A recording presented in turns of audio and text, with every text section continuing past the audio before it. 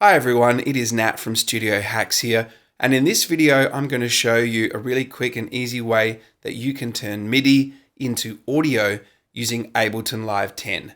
And this will work in pretty much any version of Ableton Live. I think definitely 8, 9 and 10. And if you're just looking for the really quick and easy answer, all you have to do if you have a MIDI instrument, a software instrument on a track, is right click on the track header right here, and all you need to do is select freeze track, and then once it's frozen you right click again and you select flatten, and that will render that track as audio.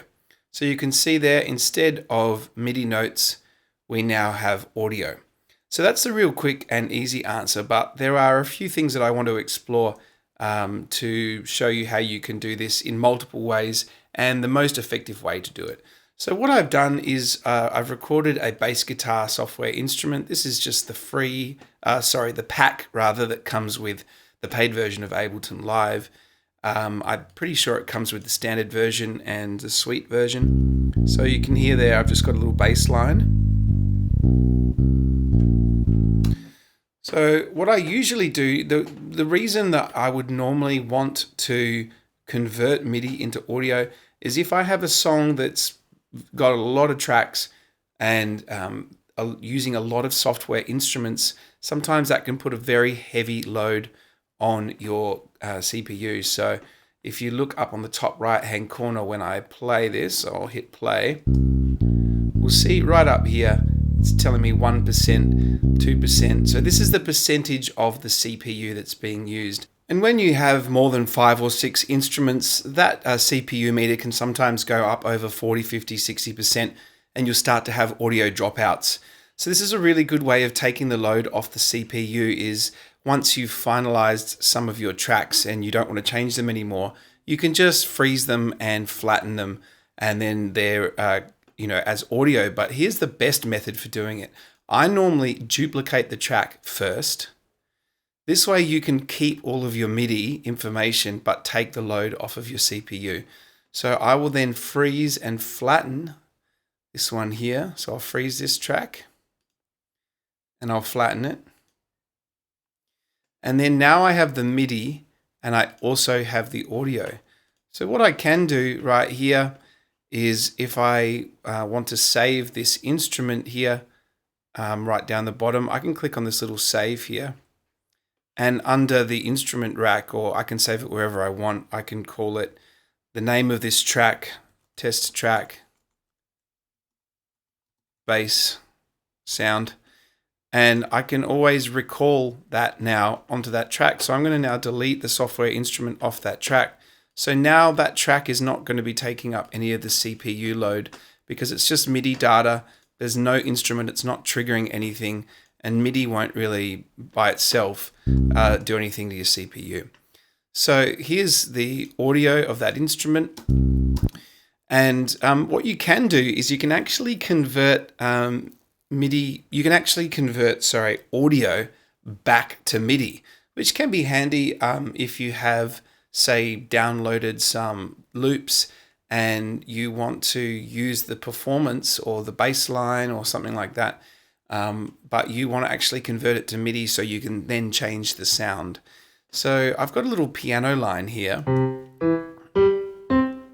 and I want to convert this. I've played some sustained notes and I've also played some chords. So I'm going to do exactly the same thing. I'm going to duplicate this track. I'm going to freeze and flatten it so it's audio.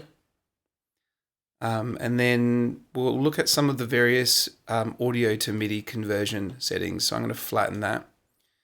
Now I'm going to disengage all these other tracks. So I've just got this audio right here.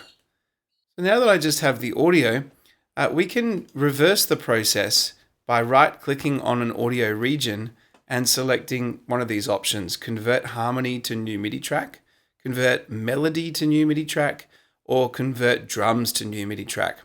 And I might point out that the algorithm within Ableton Live is fairly good, but it is not an exact science. It doesn't It's exact when you're converting the MIDI to the audio, because it's taking the exact output, the audio output of that track, and printing it as audio.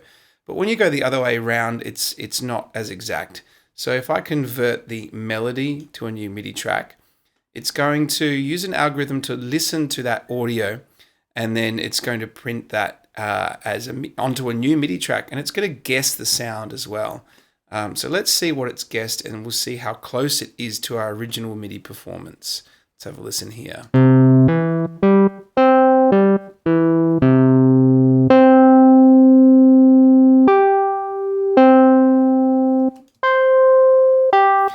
Okay, so it's done very well with the single notes there. If I compare this to the original MIDI file, you can see, let's have a listen to this top one here. Well, let's listen to them at the same time.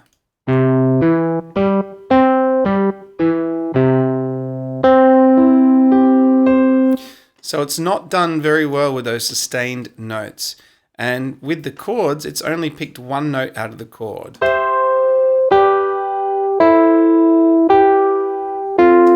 So that's fine, because basically once we have it as MIDI, we can double click on the region and we can go in and we can edit that MIDI to fix the performance exactly how we want it. We can grab these notes, we can make them the right length, we can quantize them, things like that.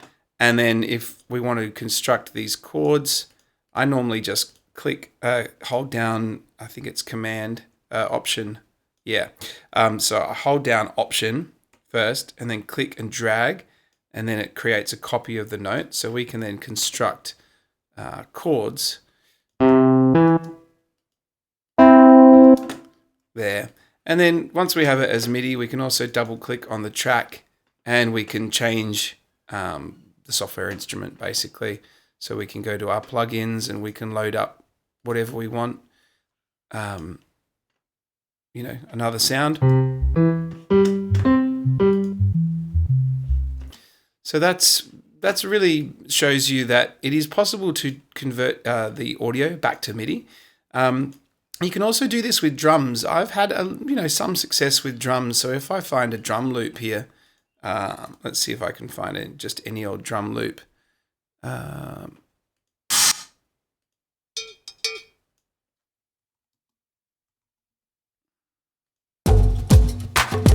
There we go. I'll just pop this down on a new track.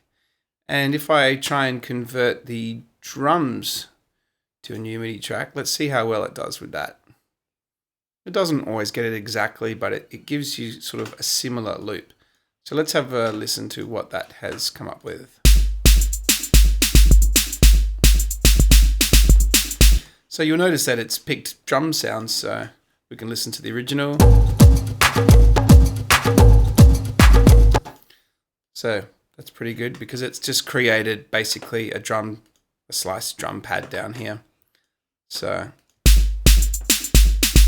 we can go in and we can change those sounds if we like by loading up new samples, or we can edit the MIDI by clicking on it. It's just sort of a fast way to get some MIDI data as well. So that's how you convert MIDI to audio, and also how you can do the reverse process, convert audio back to MIDI.